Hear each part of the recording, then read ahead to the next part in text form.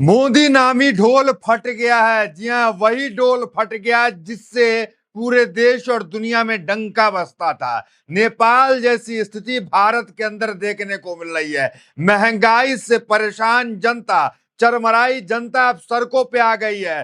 दिल्ली से सटे एनसीआर के अंदर मजदूर सड़क पे आ गए, उग्र प्रदर्शन कर रहे हैं। ठीक वैसी स्थिति भारत के अंदर देखने को मिली जो नेपाल में देखने को मिली थी। यूं तो प्रधानमंत्री नरेंद्र मोदी बंगाल में चुनावी रैलियों में व्यस्त है। कहीं पे वो अपना रील बनाते देखे जा रहे हैं तो कहीं पे रील बनवाते देखे जा रहे हैं। इस तरह की वीडियो जो है पश्चिम बंगाल से नरेंद्र मोदी की निकल के आ रही है। लेकिन उस बीच दिल्ली एनसीआर के उग्र प्रदर्शन ने मोदी सरकार की कुर्सी को हिलाने का काम कर दिया है। देखिए, देश में महंगाई है। देखिए, ढोल तो कुछ और बजता है कि हम विश्व गुरु बन रहे हैं, हम ये बन रहे हैं, वो बन रहे हैं, लेकिन वो ढोल जो है पूरी तरीके से फट गया।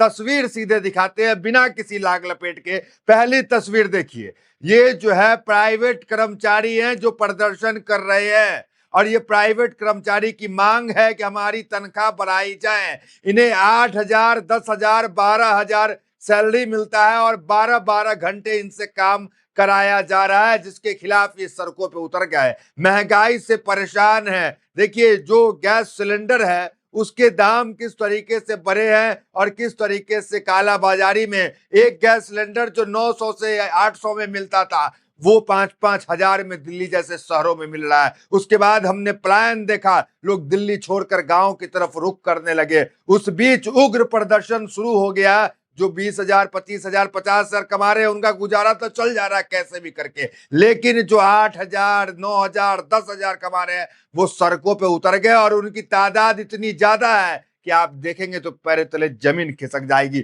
सबसे पहले तस्वीर देखिए किस तरीके से आगजनी की यह तस्वीर है। यह तस्वीर दिल्ली के एनसीआर की है। प्रधानमंत्री के घर से महज कुछ किलोमीटर की दूरी पर की यह तस्वीर है।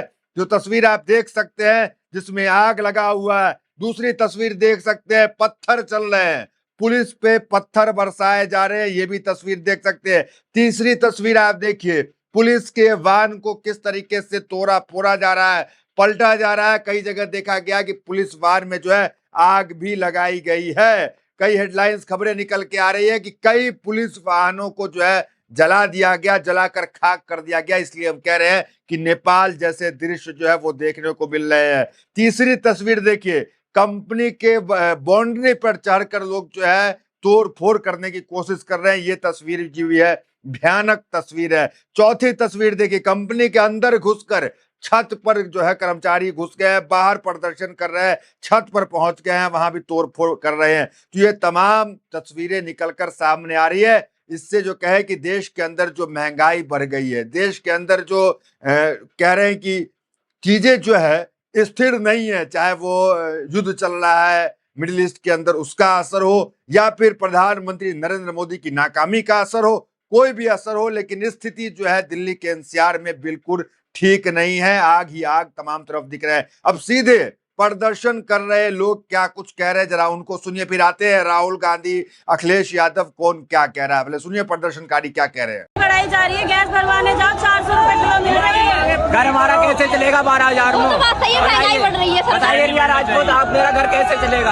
हाँ, ये तो बात सही है। 12,000 में 400 रुपए, सरकार को सुनना चाहिए, सरकार को सुनना चाहिए। आंटी आप कुछ बोलना चाहोगी? हमारी मांगे पूरी करो। आते हैं राहुल गांधी और अखिलेश यादव पे। उससे पहले आपको आर्टिकल में बताते हैं कि यह मामला शुरू कैसे हुआ। देखिए, मामला जो है सोमवार को देखिए 3 दिन से लगातार ये जो है प्रदर्शन चल रहा था। आज तीसरा दिन था। तीसरा दिन ये प्रदर्शन उग्र हुआ।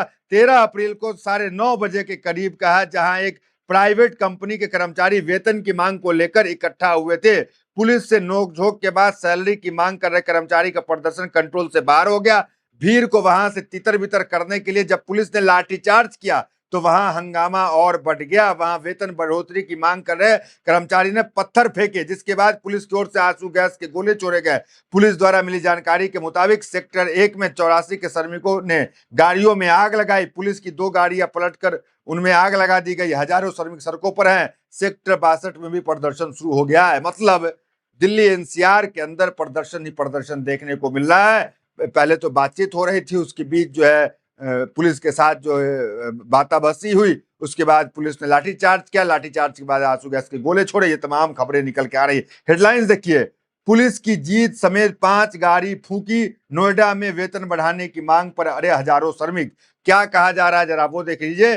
श्रमिकों के द्वारा जो मजदूर काम करते हैं, कागज पर सैलरी कुछ है, मिलता कुछ है सैलरी, ये भी आरोप लगाया। दूसरा नंबर, चाय से लेकर सिलेंडर सब हुआ महंगा। मजदूरों का कहना है कि चाय से लेकर सिलेंडर तब सब महंगा हो गया है, लेकिन उनका वेतन नहीं बढ़ाया जा रहा है। श्रम कानून को ठेंगे पर रखकर उनसे काम कराया जा रहा है। ये तमाम खबरें जो है इस वक्त निकल के आ रही है। वहीं जो है पलायन भी जो है वो जारी है। उस बीच क्या कुछ अखिलेश यादव कह रहे हैं जरा वो देखिए, फिर आते हैं राहुल गांधी पर। अन्याय महंगाई बढ़ा के हो रहा है, अन्याय बेरोजगारी बढ़ा करके हो रहा है।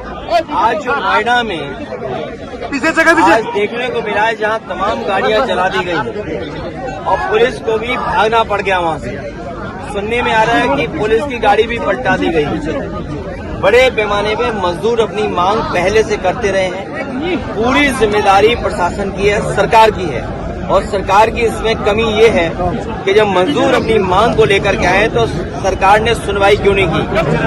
कोर्ट से लेकर के या अन्य प्रदेशों में भी मजदूरों का जब वेतन बढ़ गया, मजदूरों को राहत दी इस महंगाई में, तो उत्तर प्रदेश की सरकार पीछे क्यों? सरकार ने बातचीत का रास्ता क्यों नहीं निकाला? एक तरफ तो सरकार निवेश की बात कर रही है, वहीं मजदूरों के साथ अन्याय कर रही है। और निवेश अगर आएगा और मजदूर नहीं होंगे तो कारखाने कैसे चलेंगे? ये पूरी जिम्मेदारी सरकार की है। सरकार किसी की बात सुनना नहीं चाहती। सरकार लोकतांत्रिक सरकार नहीं है, लोकतंत्र में विश्वास नहीं करती है, एक तंत्र में विश्वास करती है। संविधान।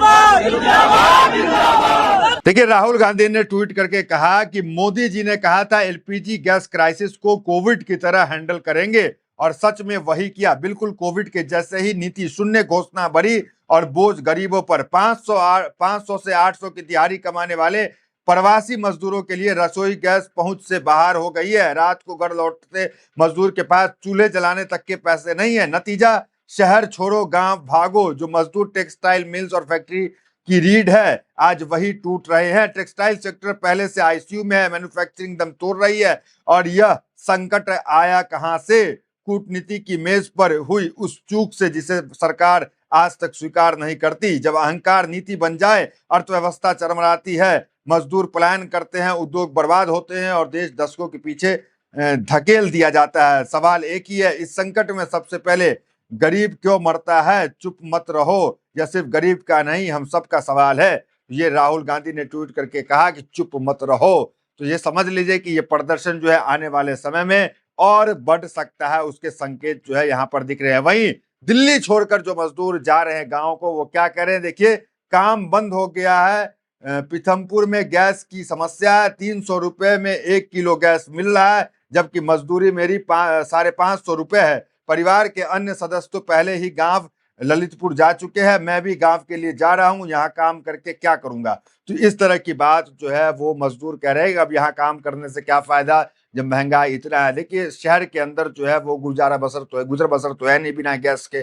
गांव में जो है वो आप जो है गैस चूल्हा जला सकते हैं, माफ कीजिएगा, लकड़ी से खाना बना सकते हैं। लेकिन शहर में या तो आपको गैस जलाना पड़ेगा या फिर हीटर जलाएंगे तो बिजली की बिल आएगी बहुत ज्यादा।